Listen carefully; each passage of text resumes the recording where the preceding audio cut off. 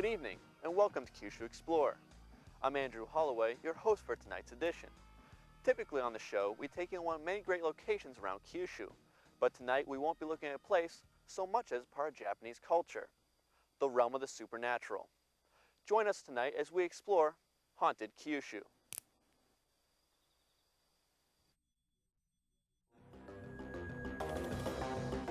Japan, one of the most modern nations on the planet.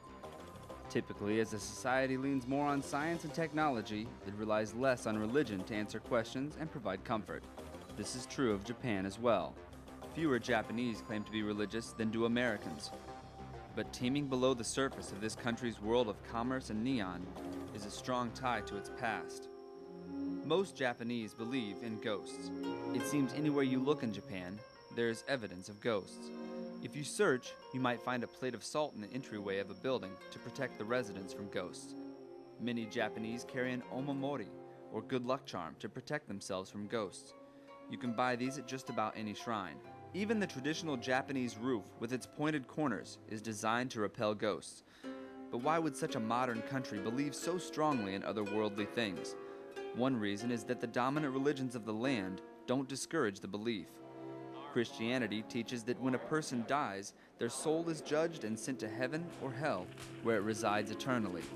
This leaves ghosts and other occult occurrences to be interpreted as manifestations of evil. Japanese society is far more tolerant of these ideas. In Shinto, almost every piece of nature has a spirit guarding it, and in Japan, Buddhism has incorporated traditions of ancestor worship. Japanese children are raised to believe the world is swarming with kami, or gods, so it isn't unusual to encounter many intelligent and inquisitive people here who believe in spirits and ghosts. The Japanese word for horrific ghost is obake, but obake encompasses more than what the Westerner would think of as a ghost. Obake can be divided into yokai and yurei. Yokai are more like Western monsters. There's tengu, a mountain goblin with a long nose and wings.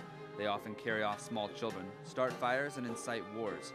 Kappa are river monsters with beaks and turtle shells, but their most prominent feature is the bowl-shaped dip on their heads. If the water pours out of this, they lose their power and must return to their watery home. Kappa are known for dragging people and animals into the water to drown them. For this reason, many Japanese people do not swim in natural bodies of water. The Roku-Roku-Bee is a female ghoul that looks normal during the day, but at night she can stretch her neck out to any length. Yurei, the other half of obake, are more like Western ghosts. If a person dies unexpectedly or with an abundance of emotion, her soul is likely to come back as a yurei to haunt the place she died, torment those responsible for her death. Yurei resemble Western ghosts, but there are still a few differences. They're often women, they always lack legs, but perhaps the most severe distinction is the yurei's desire for vengeance. Western ghosts will occasionally return after a violent death to seek justice on their murderer, but for yurei, justice isn't enough. They seek retribution in cruel ways. One example of a yurei is Japan's most famous ghost, Oiwa. This beautiful girl came from a poor family and could offer no status to her samurai husband Iemon. This discouraged Iemon, and he eventually desired to marry the daughter of a wealthy merchant. So he poisoned Oiwa. The poison killed her, but not before horribly disfiguring her. On Iemon's wedding day, he turned to kiss his new bride and found Oiwa's grotesque face. In a panic, he drew his sword and cut off her head. Only then he realized he'd been tricked by Oiwa and murdered his new wife. Oiwa continued to haunt her murderer, sometimes appearing in a torn lantern. Iemon eventually lost everything, including his mind, and only found peace when Oiwa's brother avenged her. Some say Oiwa's ghost is still active and has yet to find peace. 4 movies have been made about Oiwa, and each production claimed to have serious problems until the cast and crew appeased the spirit by visiting her shrine. The Oiwa story is well documented as happening near Tokyo, but Japan's second most popular ghost story is harder to pin down. There are 48 locations around Japan that claim to be the source of the legend of Okiku, the plate-counting ghost. One of these is located in the small town of Kahogun, just outside Fukuoka. Most likely the story originated from a historical figure in Osaka or Tokyo. Then other communities with similar myths incorporated them into the original Okiku legend, leaving it hard to separate history from embellishment. Most of the stories agree Okiko was a beautiful young maid of a wrathful samurai. The wife of the samurai was a mean, vindictive woman, jealous of Okiko's beauty. The samurai owned a set of 10 priceless plates, and one day the wife accidentally broke one.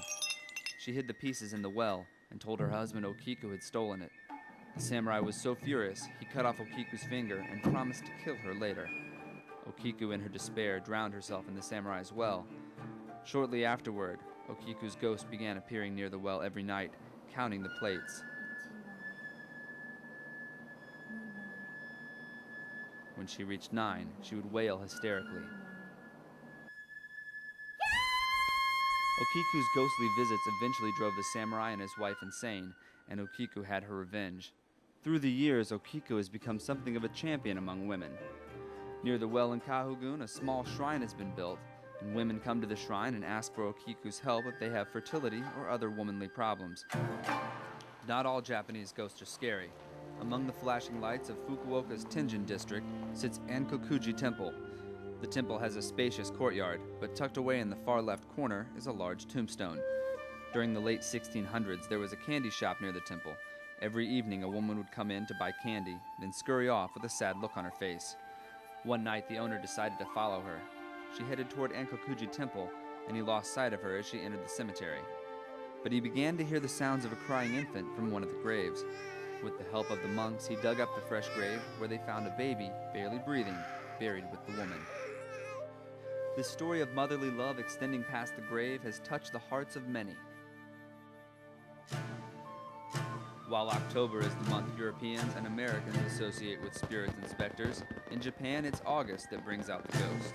Ghosts are not always frightening to the Japanese. The spirits of ancestors are often called upon for advice, to protect the family, or just to be a comforting presence. Oban is the Japanese Buddhist holiday where ancestors return to Earth. In Western Japan, it happens from the 13th to the 16th of August. The Japanese begin this holiday with the Banadori, or Bon dance. This dance is to call forth one's ancestors.